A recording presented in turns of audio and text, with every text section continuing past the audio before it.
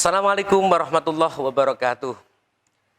Anak-anak sekalian, tentu saja kita masih diberi semangat ya, sehat ya, oleh Allah Subhanahu wa taala, dan mudah-mudahan lekas diangkat ya penyakit kita yang ada di Indonesia ini oleh Allah Subhanahu wa taala, dibebaskan dari COVID-19.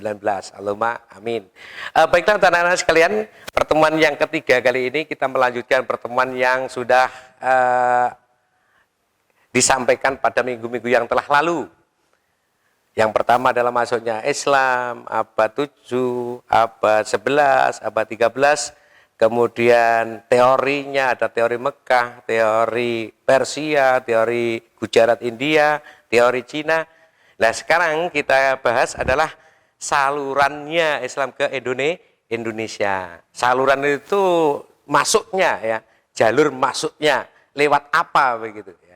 Dan nanti sekalian, baiklah kita bicarakan saluran Islam ke Indonesia ini melalui 6 saluran. Yang pertama adalah perdagangan. Yang kedua adalah perkawinan.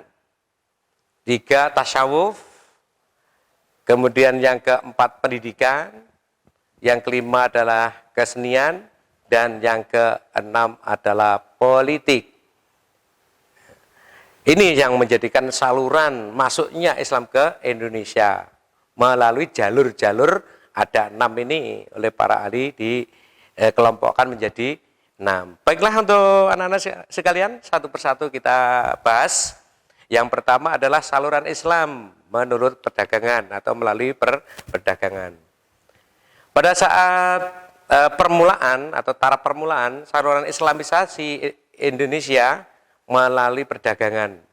Kesibukan lalu lintas perdagangan pada abad ke-7 hingga 16 Masehi membuat perdagangan Muslim dari Arab, dari Persia, dari India turut ambil bagian ya dalam perdagangan ini, dari negeri-negeri bagian barat, tenggara, timur, Asia dan lain sebagainya berkembang pesat menyebar ke seluruh Nusantara karena juga didukung dengan beberapa faktor. Kenapa banyak pedagang ke Indonesia? Ini ada beberapa faktor yang mendukung mereka berdagang ke Indonesia. Yang pertama adalah Indonesia letaknya geografisnya, ini ya, letak geografisnya sangat strategis. Jadi strategis banget, tepat ya. Yaitu berada di persimpangan jalan raya internasional dari jurusan Timur Tengah menuju Tiongkok. Jadi strategis. Yang kedua adalah kesuburan tanahnya, sehingga menghasilkan berbagai bahan keperluan hidup yang dibutuhkan oleh bangsa-bangsa lain yang tidak memiliki. Misalnya rempah-rempah, pala, dan lain sebagainya itu, merica, dan lain sebagainya. Di Indonesia sangatlah subur sekali, sehingga orang lain ingin ke Indonesia untuk berdagang semacam itu.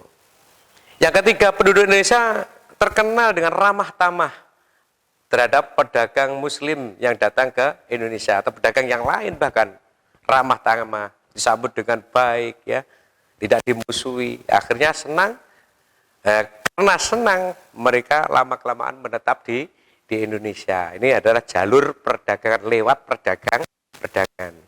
Ada interaksi sosial ya, satu persatu ya, omong-omongan kemudian diajak untuk masuk Islam.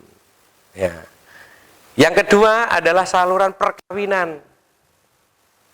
Para Muslim memiliki status sosial yang lebih tinggi dan unggul daripada kebanyakan masyarakat pribumi yakni Indonesia. Orangnya kaya-kaya, tinggi, besar dan lain sebagainya.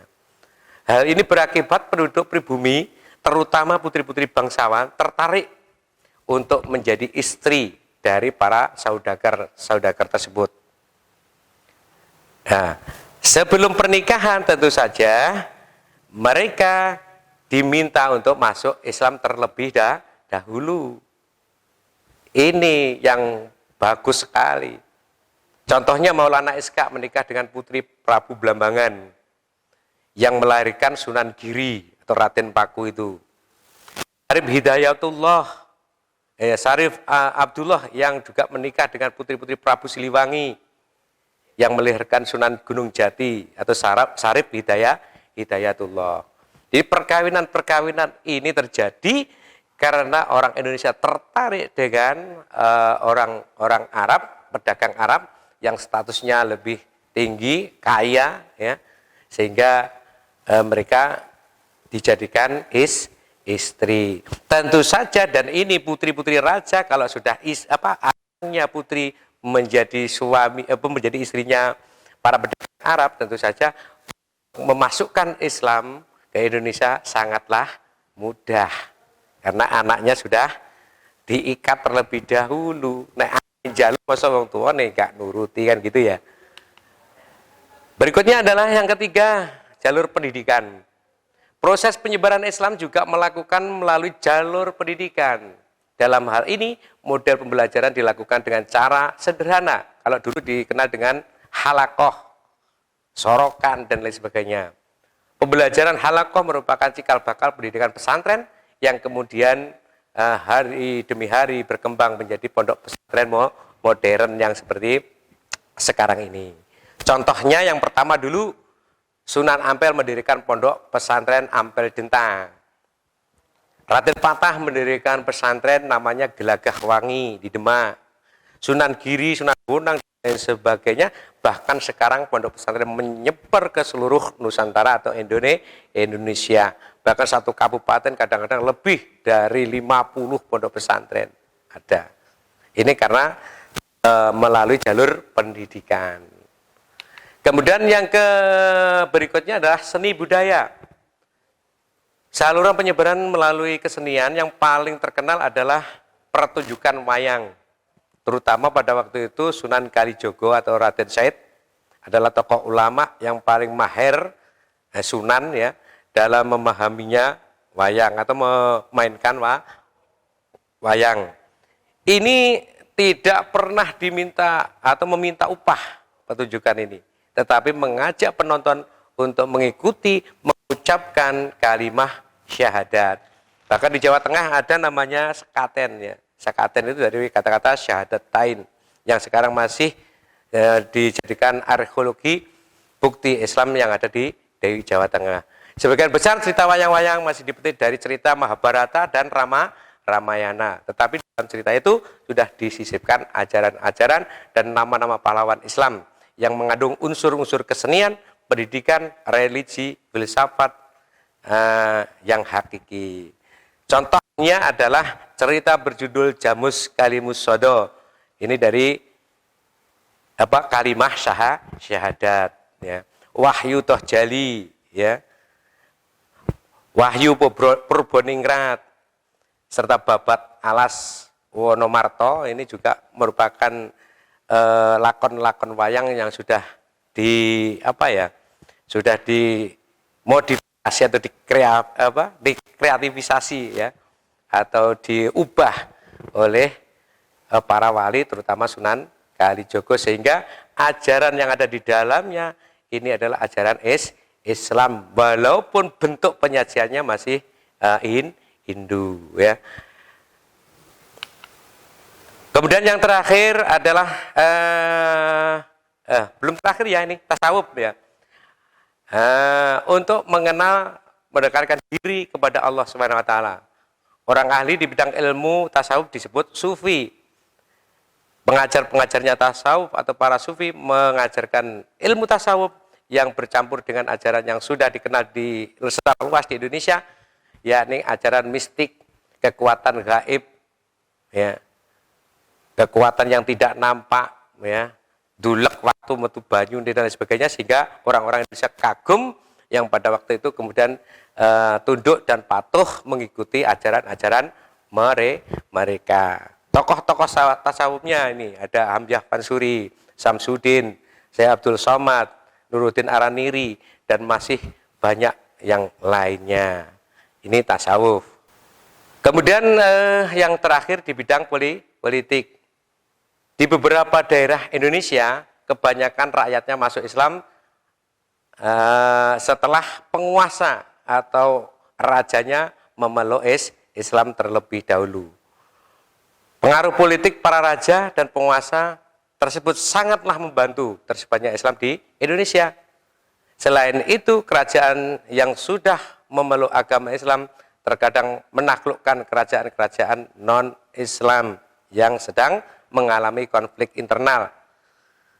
Jadi cara masuknya saja tidak melalui kekerasan, di mana itu suatu kerajaan atau negara konflik, Islam masuk untuk memberi bantuan dan lain sebagainya, untuk melerai ya di tengah-tengahnya, kemudian tertarik bahkan kadang-kadang tunduk sehingga memeluk agama Islam, bukan merebut, tapi rajanya saja yang diajak untuk masuk Islam.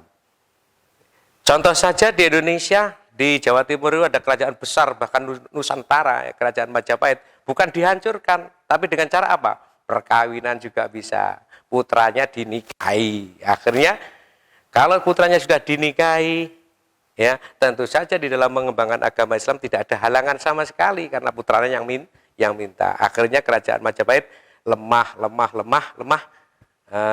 akhirnya hilang, bahkan sekarang tidak nampak sekali peninggalannya, hanya sebagian kecil saja.